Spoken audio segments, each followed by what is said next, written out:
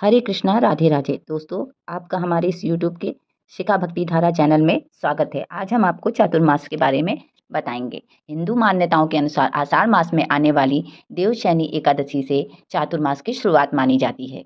ये वह तिथि है जिसमें भगवान श्री विष्णु क्षीर सागर में विश्राम करने चले जाते हैं और इसके बाद वह कार्तिक मास के शुक्ल पक्ष की एकादशी के दिन पुनः निद्रा से जागते हैं। इसलिए इस तिथि को देव उठनी एकादशी के रूप में मनाया जाता है। इन दोनों एकादशी के बीच की अवधि को ही चातुर्मास कहा जाता है, जो लगभग 4 महीने की अवधि की होती है।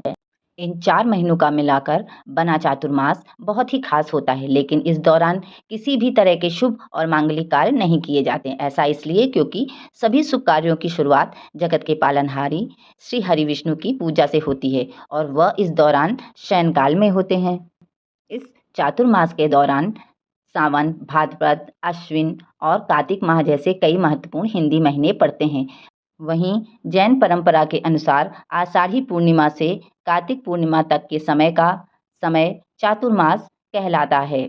वहीं चातुर्मास में जैन मुनि किसी स्थान पर ठहरकर उपवास, मौन, व्रत, ध्यान, साधना आदि करते हैं, क्योंकि चातुर्मास वर्षा का समय होता है और इस अवधि में प्रकृति में नए जीवन का संचार हो रहा होता है। इस दौरान कई प्रकार के कीड़े, सूक्ष्म जीव जो आंखों से दिखाई नहीं देते, वे सर्वाधिक सक्रिय होते हैं। इसलिए जैन धर्म में माना गया है कि मनुष्य के अधिक चलने फिरने से इन जीवों को नुकसान पहुंच सकता है और जैन धर्म में अहिंसा का महत्व देते हैं।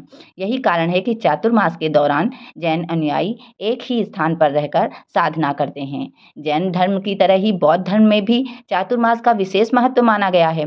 बौद्ध धर्म भी अहिंसा का सर्वोपरि मानता है, जिस कारण बौद्ध धर्म के अनुयायी भी चातुर्मास के 4 महीने की अवधि में कई तरह के नियमों का पालन करते हैं, जिसके अनुसार साधु संत ज्ञान की प्राप्ति के लिए एक ही स्थान पर रह के आराधना करते हैं।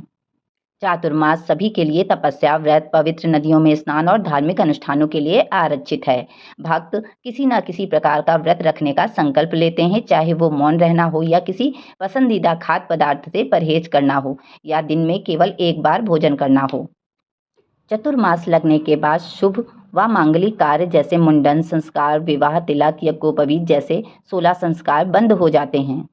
चातुर्मास के दौरान विवाह जैसे जीवन चक्र संस्कार करना अशुभ माना जाता है। इसके बजाय इसे गृहस्थों के लिए धर्म का प्रवचन सुनकर और ध्यान और व्रत द्वारा विश्वास का वार्षिक नवीनीकरण करने के लिए उपयुक्त समय के रूप में देखा जाता है। तपस्या, धार्मिक अनुष्ठान, मंत्रों का पाठ, पवित्र नदियों में स्नान, यज्ञ और दान का विधान है। इस अवधि के दौरान उपवास और शुद्धता स्वास्थ्य को बनाए रखने में मदद करती है, जिसके लिए वैज्ञानिक तर्क होने की संभावना है।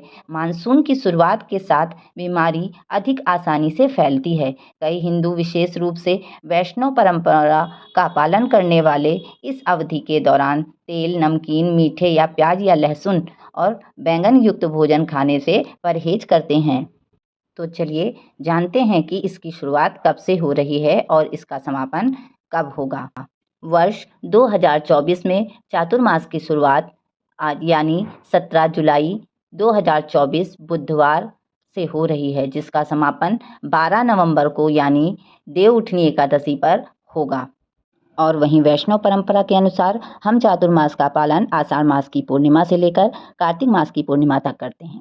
इस्कॉन में भी कई भक्त एकादशी से चातुर्मास का पालन करते हैं और कार्तिक मास की एकादशी यानी कि देवोत्थानी एकादशी तक चातुर्मास पालन करते हैं और फिर एकादशी से लेकर पूर्णिमा तक भीष पंचक व्रत का पालन करते हैं। तो इस प्रकार से वे कार्तिक पूर्णिमा तक चातुर्मास का पालन इसी तरह करते हैं। और आप वैष्णव परंपरा के अनुसार चातुर्मास का पालन कर रहे हैं तो आपको पालन प्रारंभ करना चाहिए 21 जुलाई दिन रविवार। इस दिन उत्तर भारत में जो ब्रह्म मुहूर्त का समय है वो है प्रातः 4:01 पर।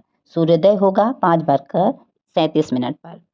इस चातुर्मास की पूर्णाहुति होगी कार्तिक पूर्णिमा पर यानी 15 नवंबर 2024 दिन शुक्रवार। इस नियमानुसार देखते हैं कि कौन सा महीना इस चातुर्मास का किस दिन से आरंभ हो रहा है और किस दिन समाप्त हो रहा है। तो पहला महीना श्रावण, जो कि 21 जुलाई से 18 अगस्त 2024 तक है। भाद्रपद का जो दूसरा महीना है वो 19 अगस्त से 17 सितंबर 2024 तक है। और तीसरा महीना अश्विन का जो 18 सितंबर से 16 अक्टूबर तक है। और चौथा महीना कार्तिक जो 17 अक्टूबर से 15 नवंबर तक का है। इन चारों महीने में हमें 4 चीज़ों का त्याग करना है। श्रावण के महीने में हमें हरी सब्जियां, हरी साग वाली सब्जियों का त्याग करना है और भाद्रपद के महीने में दही का त्याग करना है। अश्विन के महीने में दूध से बनी चीज़ों का त्याग करना है और कार्तिक के महीने में उड़द की दाल का त्याग करना है। तो ये थी चतुर्मास के विषय में जानकारी कि ये चतुर्मास कब से कब तक है और कौन से महीने में किस दिन से शुरू हो रहा है और किस दिन समाप्त होगा। अब अगर आप सोच रहे हैं कि आखिर चतुर्मास का पालन क्यों करें या इसका महत्व क्या है और किन नियमों का हमें पालन करना होगा या नहीं होगा, तो आप हमें नीचे कमेंट्स बॉक्स में कमेंट करके बताइए। हम इस पर भी वीडियो बनाएंगे जिससे संपूर्ण जानकारी चतुर्मास के बारे में, उसके नियमों के बारे में देंगे। अब हमें उम्मीद है कि इस वीडियो में दी गई जानकारी आपके लिए उपयोगी होगी। अतः वीडियो अच्छा लगा हो तो please like, share and subscribe. Radhe Radhe.